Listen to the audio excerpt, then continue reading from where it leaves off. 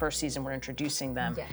Now they know these characters, they're invested in their fates, and so I think they're in for some surprises. I kept, we have a lot of fights, a lot of battles, a lot of things, and I kept adding more mud, more dust, more dirt. He's a visionary look, and not everybody shares that vision. Not everybody has the capacity for that. I'm not saying you. Don't like it, by the way. But season 2, now we know who Sauron is. He's going to come in and he's going to take over. He wants to basically control Middle Earth. Part of me wants to see if I can just cameo as an orc. Just once. Just once. Yeah. It's Nori. Nori, yes. My goodness, he's actually so good on the quote.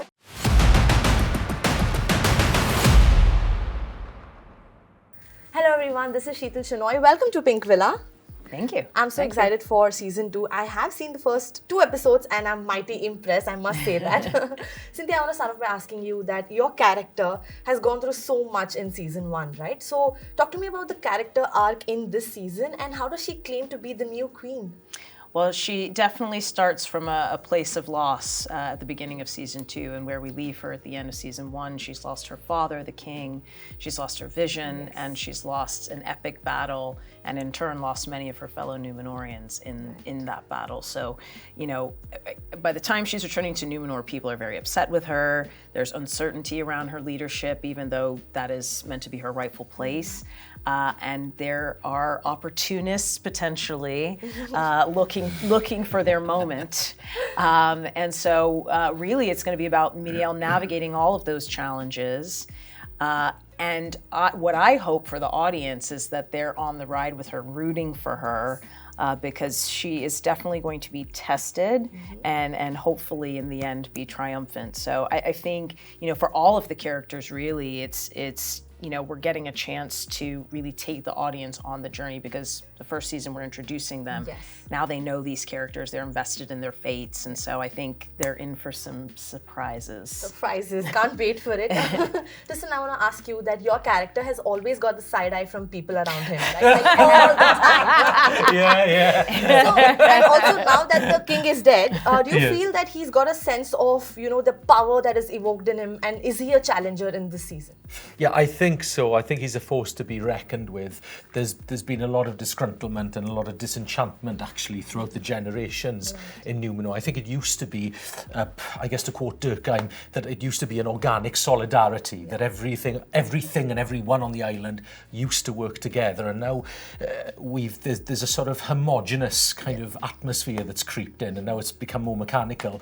And I think that's where Pharazôn comes into his own, in that everything on that island is there to serve men, and it should be one big celebration of the world of men.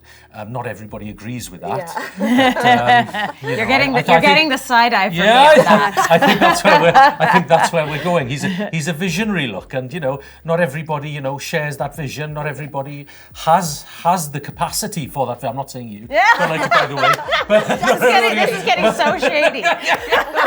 and of course, you're going to get the side eye of people if they can't understand, what you've got in store for your people. Yeah, but good, he's of course. unaffected. Yes, of course. Yeah, he's got thick skin and broad shoulders. Right. Charlotte, in one of your interviews, you mentioned that season 2 is going to be more grittier and dirty, right? Yes, so I'm keep tell saying us that. all about it. Well, season 1 was a setup, but it was still pretty strong, I think.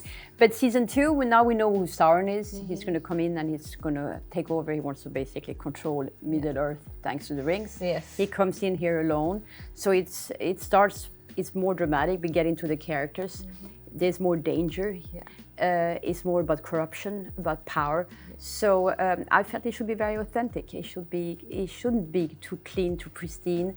I wanted to look as real as possible. So I kept, we have a lot of fights, a lot of battles, a lot of things, and I kept adding more mud, more dust, more dirt on everything. But also, I think our lighting got a little different. The way I shot it is slightly different. I probably closer on the faces sometimes. So it definitely is grittier. Yeah, wow, can't wait. But it's more dramatic. So more dramatic. So it follows the story. Yeah. If I ask you this question, that if you could play any other character from the series, which one would it be? Any other character except yours, of course. It's so hard because it's like I genuinely enjoy watching all of my fellow castmates, and they're so well suited to their roles.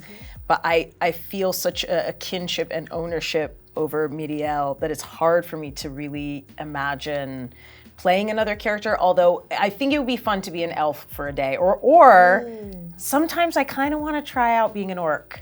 You do, yeah? I do. I don't know if have all those I know. I mixing think it up I know. then. I think Wow. I'd maybe panic, but part of me wants to see if I can just cameo as an orc, just once, Just once. But I love Maybe Miriel. you could do. Nobody would know. Yeah, well, that's why I want to try it. That's why I want to try it. But yeah, Miriel, would I do that feel in like season three. Season Yeah. 3, Yeah. guys. Make a note of it. Yeah, maybe I shouldn't have said it out loud. We'll have a lot of female orcs. Yeah. in season 3. I don't know about orc. I mean, being British and traipsing around in the rain and the grey all the time, I feel like a bit of an orc sometimes. You know what I mean? But I'm gonna go King Durin.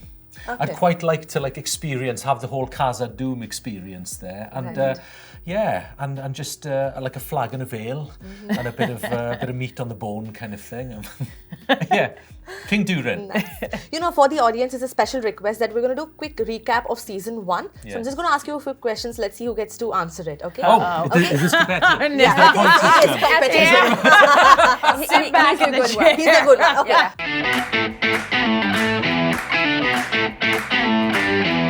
The first one, Ask what him. is the significance of the name Khazad Dûm in the Rings of Power?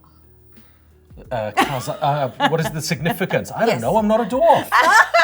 But you know it's Doesn't related to concern that. me. I don't- Anybody knows this? It is the, Khazad. Khazad Dûm, no. I get this point, guys. Grandest city for the dwarfs. Right. Actually, I knew that. Yeah. It was like that. Okay, next one. What ancient language is used to inscribe the rings? Is it Sindarin? Sindarin. Sindarin. Sindarin. Perfect. Hey, that's it. Nice. What mysterious symbol keeps appearing throughout the season? What?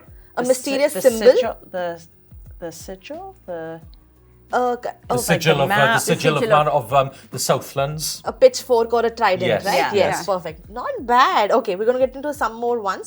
Cleverness is for men of small ambition. Who said this? Me. You wouldn't answer this. When did you say that? I said that to Cameron in the marketplace. Just a little nugget of wisdom I chucked his way. You know? That's pretty good. Okay, who removed the rings from the hands of Sauron? Isildur. Isildur. But that's in. That's Much later. Much Much Later later, on, much yeah, later, yeah. yeah. Still Okay, getting the point. if we didn't it's do not us. Yeah. yeah, just the last one. If we didn't do everything we weren't supposed to, we'd hardly do anything at all. Who said this? This is a half-foot. It's Nori. Nori, yes. My goodness, he's so actually good on the quotes. It drives me mad. That's why he's here with us. Yeah. So clearly, hands down, can't wait for the season to come out. All the best. Thank you so much. Thank you. Thank Thank you very much. Thank you.